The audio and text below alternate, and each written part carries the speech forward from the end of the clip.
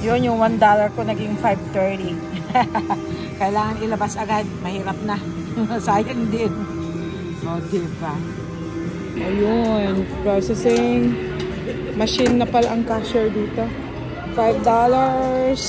And where is my 50 cents?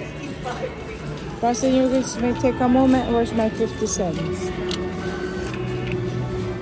Huh? Imprinted. Oh, 30. Huh? Hindi binigay yung... Ah, it doesn't give coins? No. Ah, okay. Always Okay. All right. It's 30 cents anyway. Ayun, 5.30 pala yun. Hindi pala nagbibigay ng coins yun. So, may 30 cents ako. Natira. Gamitin ko yan bukas.